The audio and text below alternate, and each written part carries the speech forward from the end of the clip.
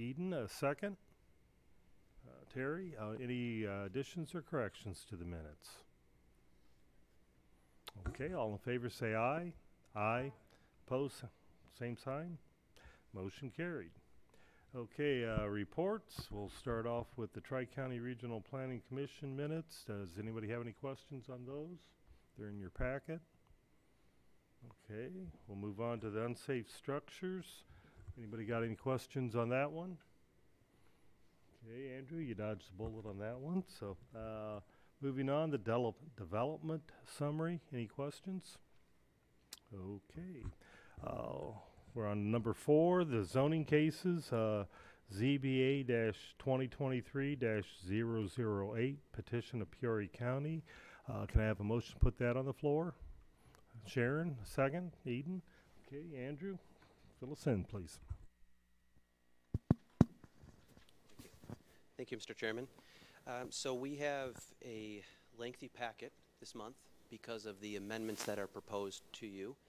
This is case ZBA 2023-008S, which is a text amendment. And I just want to remind everybody that with the text amendment in your packet, when you see underlined language, that means it's new, it's proposed.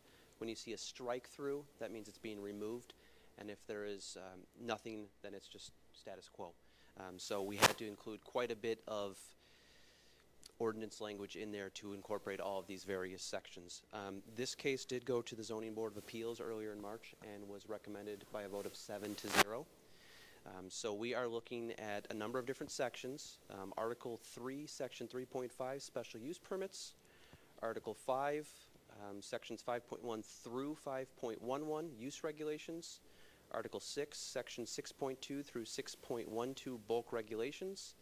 Article 7, Section 7.2, Wind Energy Conversion Systems. Article 7, Section 7.17, Ground-Mounted Solar Energy Equipment. And Article 11, Section 11.1, Definitions. So why are we looking at all of this at this time? Earlier this year, Public Act 102-1123 was signed by the Governor of Illinois. And what it did is set maximum restrictions on certain county zoning provisions as they relate to wind and solar projects. What the state is attempting to do with these amendments, or this public act, is essentially create a level playing field throughout the state of Illinois for all counties for wind and solar projects. What is reported is that some communities are very easy to work with, some are very difficult to work with. And as we continue to see renewable energy be bigger and bigger in the state of Illinois, they want to make sure that everybody has an equal opportunity for those communities. So this started in January of this year as House Bill 4412. It was fast-tracked and signed by the governor on January 27th of, I think I said 2023. And this public act requires that counties must adopt or amend their ordinances within 120 days to retain their local zoning authority. So for those reasons, we are here today to present these amendments to you and briefly explain what they really mean. So for the most part, there's a lot in there, but we want to highlight the substantial changes. One of which, starting from the back, is the definitions. So these amendments are for consistency with the Public Act. We don't want to define a term differently than the state would. So we have newly created definitions for a facility owner, and essentially that's the person who has the financial interest in the project. Occupied community buildings, those are going to be schools, those are going to be community centers, places of worship, other gathering locations. Participating residents, essentially anyone who has a financial interest in the project is considered a participating property. And so if you're a participating property with the residents, as such, you're a participating residence. Then we have a non-participating residence. We have protected lands, which are those lands that are classified under various state programs. And then we have supporting facilities, which are those components of the project that are essentially anything other than the tower itself or the array, but some of maybe the transmission lines, the fences, and other components of a project. So we're creating those definitions. We're also replacing several definitions where there was maybe something that we had did a little bit different than what the state's proposing. So commercial solar energy system replaces solar energy generation facility. Pretty straightforward there. Wind tower replaces wind turbine. And then we're amending our definitions for commercial wind energy system. Previously, Peoria County defined a wind energy system as something in greater than 100 kilowatts. The state is saying that that should be greater than 500 kilowatts. So we're changing that figure. And then the participating property and non-participating property, again, just kind of cleaning up and having consistent language there. So one of the notable changes is the zoning districts in which these projects are going to be effectively allowed. So all of these projects go through the county's special use process, meaning they file a petition with the Planning and Zoning Department, go before our Zoning Board of Appeals, our Land Use Committee, and then our county board. The Public Act says that we have to allow these types of projects, the wind and solar, in districts zoned to allow agricultural or industrial uses. Well, in Peoria County, all districts allow agricultural uses. Therefore, we are proposing a special use in all districts. Currently, the ag districts and the industrial districts allow for special uses. We will now be amending the ordinance to allow for them in the residential and commercial districts. Again, that doesn't mean that project is an automatic pass. It does still have to go through the appropriate public hearing process. One of the substantial changes is in regards to the setback regulations. So I'll start with the wind towers themselves. Those are measured from the ground to the maximum blade tip height. And so they've kind of set it based on a ratio. So you've got a 0 setback for any participating properties. So again, if you have a financial interest in this project, you're effectively waiving your setback.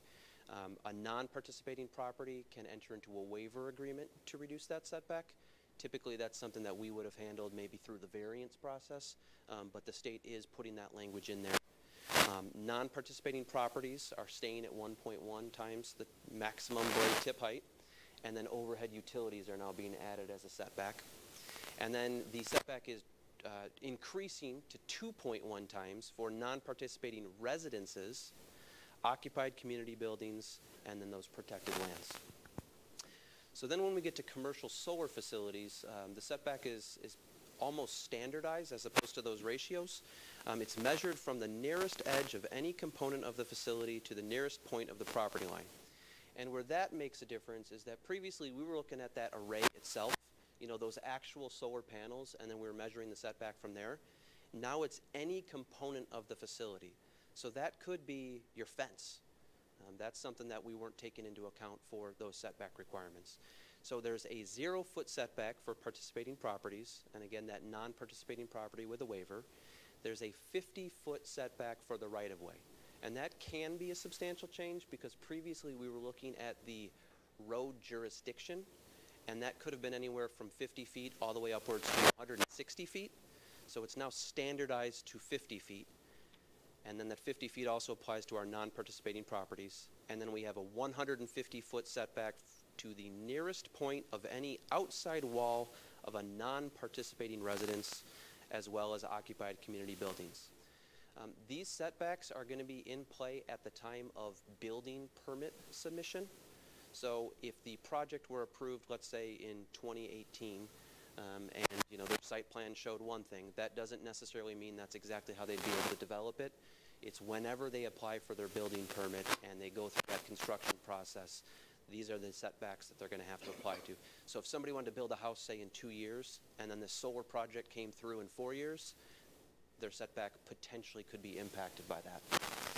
And then it also sets a maximum height on solar arrays to 20 feet at full tilt.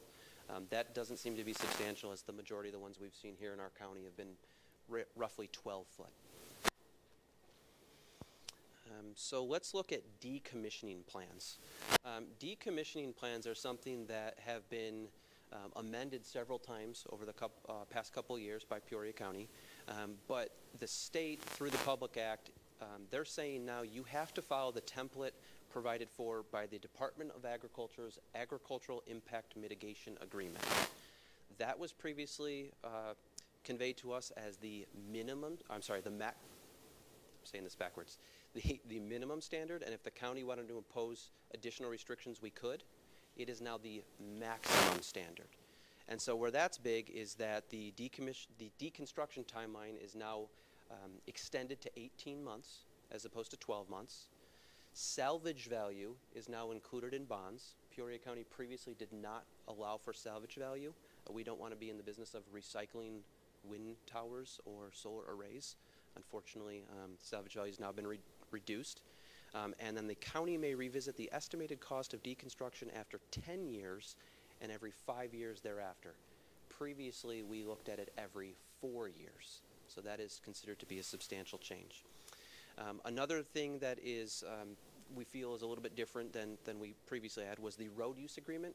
They've got standardized language. Apparently this is kind of been a point of contention throughout various communities, but any road damage caused by the transport of the facility's equipment, the installation, or the removal must be completely repaired to a condition that is safe for the driving public after the completion of the facility's construction. I know we have some road officials in here, and that seems like it could be some ambiguous language. You know, they're saying that effectively if it meets the standards of your ordinance, then, you know, that's what it's going to be. There's no requirements for streets of gold or major upgrades. So unfortunately, we're bound by that language there. There's a couple additional studies that are now going to be required. A shadow flicker analysis pertaining to wind turbines. As the blade rotates, it creates a shadow. As you know, there's gaps in between those blades, so there's some flicker. The county required that study, but didn't quantify the number of hours allowed. This now requires no more than 30 hours per year. U.S. Fish and Wildlife is going to conduct an environmental review on solar projects. There's going to be a demonstrated avoidance of protected lands with the Department of Natural Resources and the Illinois Nature Preserve Commission. And there's also going to be a review by the Illinois Historic Preservation Office. So that is a very high-level overview of your 82-page packet.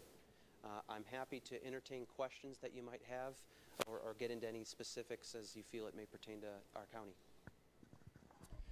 Okay, do we have any questions for Andrew?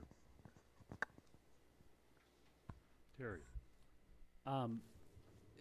We're bound by the street or roadway repair requirements set forth by the state.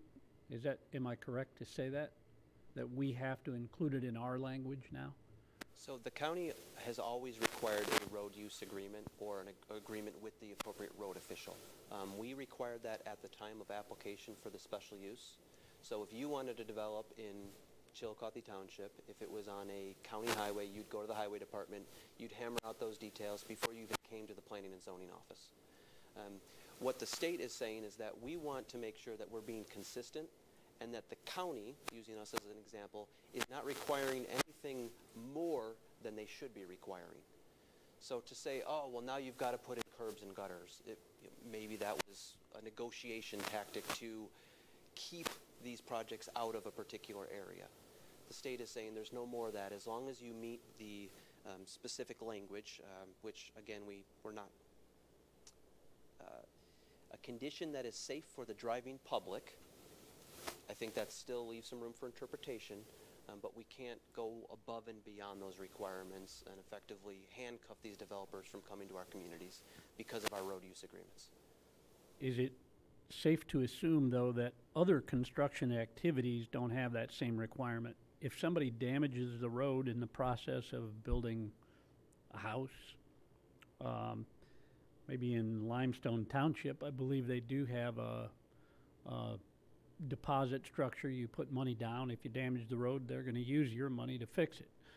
But other areas don't have that for other activities. So building a solar array would be the only situation by which we're going to require that installation contractor to fix the road behind him. Am I correct? You're correct in the fact that certain townships have certain agreements that are required depending on the type of construction. Okay. I can't speak for the county highway department as to whether they have those in any other circumstances. The planning and zoning enforces the Unified Development Ordinance, and a quick overview in my head, the only thing I'm aware of would be solar and wind projects having this requirement for a road use agreement, yes. Okay. And then one more question, relative to the setbacks, am I correct to assume that the state statute, and you named it, Public Act 102-1123, is that a minimum maximum situation where a community of, in Illinois can't set stricter or more lenient rules? You could be more lenient if you chose to. You cannot be more restrictive. Okay, So the state is saying these are the maximum guidelines. okay, And so everybody effectively is going to have the same level playing field when it comes to how these developments are regulated. if this were to be the standard in a residential setting, let's say a subdivision, 150 feet from the nearest point of any outside wall for a non-participating residence, this would essentially, in a subdivision setting, it would outlaw ground-mounted solar. Am I correct to assume that? Not ground-mounted solar on a residential or a personal use scale. Okay. These amendments apply to the community scale. Okay, So these are the Okay. solar farms and the wind farms, not your backyard. With that type of setback regulation, yes, it probably prohibits a solar farm from being developed in that zoning district. right, So even though we're saying that you can apply for it in that zoning district, it still may not be a one-size-fits-all in a residential zoning district based on Okay. the size of the lots. okay, thank you. You're welcome. Scenario. Is the county gonna come out, if they wanna come in on one of our township roads, are they gonna come out and film that road first to see that the person puts it back the way it was before? Or that's still our responsibility as a township road commissioner? So the road use agreement is going to be up to the independent jurisdiction Okay, as to how you choose to enforce that. We're bound by the language that we have in front of us. And I think that the township road official is a great example because, as we know, certain townships have different rules and regulations. well, Ameren, see what happened 3 years ago, it happened on a road. They came in there in late February when the thaw was coming out, $70,000 worth of damage to our road, but I made him put up a bond. They had to cash in the whole bond and redo everything on that And- one road. And part of your road use agreement could Yes. be based on the season that those vehicles Yeah, are because I told him, I allowed said, to, don't come in the there loads now. and As Matt such. knows, as your thaw comes out, that's when the roads are the softest. So the county is going to continue to require those road use agreements Okay. as part of our special use application process. What the state is attempting to do here is standardize it so that there's a threshold to that maximum improvement. But the county's gonna let that entity, that person know, let people like Matt and I, they're gonna let them come to us too and see what Absolutely. okay, that's what I wanna make Absolutely, sure. 'Cause I yes. get, and Matt might get them too, but I get them from IDOT all the time, permits. Right. Come on Smith Road down to Caterpillar. And that is something that we have always required with this process Okay. for the solar farms, we don't have any wind farms yet. Right. But we've always required them to come before the appropriate road official and enter into that road use agreement prior to their application for the special use. Okay. So nothing's changing there, it's just the Right. verbiage, I suppose. Right. And, where that goes, I don't know if there'll be any type of amendment and clarification. We anticipate that there could be a trailer bill, some follow-up language. Some of you were on the board when we had cannabis a few years ago, where they kind of rushed this initial language in. We had to adopt it, and then they said, well, there's a couple points we need to clarify. We anticipate that that could be the case, and I may very well be here in a couple months, hopefully clarifying the road use agreement for the benefit of our officials. Right. Okay, thanks. You're welcome. Okay, Andrew, on the road issue, Mr. Kelch mentioned put it back the way it was. But what they said was safe enough for people to drive on. So does that mean they're going to put it back? Let's say Danny's got a beautiful road. Let's say he just blacktopped it and it's safe enough to drive on. I mean, Cameron Lane is supposedly safe enough. That's a county one, but we all know there's ruts in it. Do they have to put it back the way it was, or just safe enough to drive on, because that could be, am I correct on that part, Dan? Okay. We, Company that's building that bridge on Route 8 right now for IDOT, we got an agreement going right now on a road that they've been they gotta haul another 14,000 cubic yards of clay dirt to build that berm up to go to the bridge, and Matt knows where it is, on that brand new bridge they're building down on Route 8. And my deal was, they've already busted up our road in an area, and I wanted to get it fixed for the driving public right now. They wanted to hold off. I said, you can't leave it like that, because at nighttime, somebody's gonna hit this broken out area, which is about the size of your whole desk up there, right on the side of our road. So now they are coming in the area, gonna re-blacktop that area, then at the end of the project, we're gonna go walk the job, and then they're gonna fix it for me. we're interpreting this to mean the standard of that road. So not, it very well may be tar and chip now. If Mr. Kelch's standard in his township is something higher than what it is, we are interpreting this to mean you have to meet that standard. Again, I use the word ambiguous because it really, the language that I have available to me is what is being presented to you. If and when we get more information, we'll certainly share that. Just want to make sure that we're protecting our township road commissioners, because a lot of the township roads are in pretty good shape compared to some of our other roads, and they come in and tear them, like Danny said, if they come in when it's soft. I think we're more worried about the windmills more than the solar farms, because it's more concrete, more heavier stuff, but anything, if they come in at the wrong time, could cause problems. Matt, did you have a question? So on this, like on the windmills, so on counties that, with this being said, can, like certain counties, you couldn't ban windmills, or it would, Correct. that's what this is providing? Correct. So when we're west towards Stark and Knox County, that should make it an even playing field for all county? Is that part of this? That was the rule? state's intention, is that some counties are essentially prohibitive of Well, this that's what type I of guess I was development. getting at, yeah, that's a lot of the conversation out Right. towards us. So these are the maximum standards. Some, we have heard from other counties, they're not really gonna have any rules, and they're gonna allow But you it to doesn't put make them it where so you that want. somebody can boycott Correct. the windmill. Correct. Any other questions?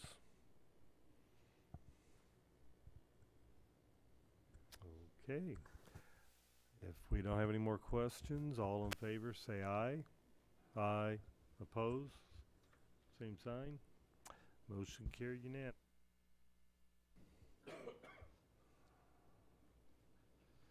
Okay, give me a second, get back up to my agenda. Okay.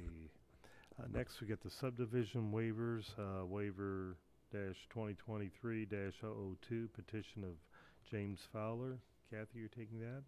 Can I have a motion to put that on the floor? Eden, second. Matt? Okay. This is this is a public water waiver from the petitioner is James Fowler.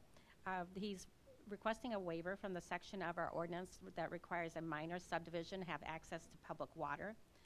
This has been filed concurrently with the next case, which is a road frontage waiver for the same parcel. The petitioner is requesting to serve a proposed one-lot subdivision with a private well. The parcel is located on North Shane Road, which is south of Brinfield Jubilee Road. This is a 25-acre parcel with an existing single-family dwelling, a detached garage, and a barn. There is an existing well at the property that currently serves the dwelling. The petitioner is proposing to divide the 2 acres with the existing dwelling and a garage in order to sell it, and he'd like to retain the agricultural land. He submitted a well report from a licensed well driller indicating that the existing well servicing the dwelling has a production rate of 4 gallons per minute, which does exceed our 3 gallon per minute requirement in the ordinance. The closest public water supply is approximately 0.79 miles to the west in the village of Brimfield. The health department had no objections on this request, and the staff has recommended approval.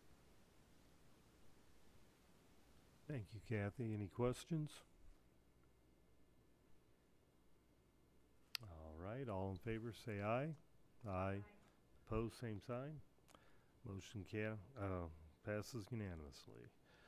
Next, we have waiver dash 2023-003, petition of James Fowler. Can I have a motion to put that one on? Sharon, second. Matt, okay. Kathy? Again, this request is in relation to the same parcel. This is a road frontage request. Our ordinance requires a minimum of 30 feet of public road frontage for parcels being created which are less than 10 acres in size, and 60 feet of road frontage for parcels of greater than 10 acres or more. The parcel currently has 0 feet of public road frontage. It is landlocked, but it does have access from an easement to from the parcel to the west, which is owned by a co-owner of this subject parcel. The petitioner proposes to extend that easement by about 10 feet to serve both parcels, and then allow access to both without public road frontage. The Highway Department has recommended approval with a permanent easement being part of that recommendation. Staff is therefore recommending approval with the restriction that 20 feet of a perpetual easement for ingress to the proposed parcels from North Shane Road be recorded at the time of recording of the subdivision plat for the proposed parcels. Thank you. Any questions for Kathy? Terry? So it's assumed this is a permanent easement. If the property to the west sells to another owner, doesn't change the recorded easement. That's correct. It would Okay. be a permanent perpetual you. easement. Any other questions? Okay, all in favor say aye. Aye. Opposed, same side. Motion passes unanimously. Okay, we're at public comment. Is there anybody here that'd like to make public comment? All right, moving on. Miscellaneous. Anybody have anything for miscellaneous? Okay, meeting's adjourned. Thank you.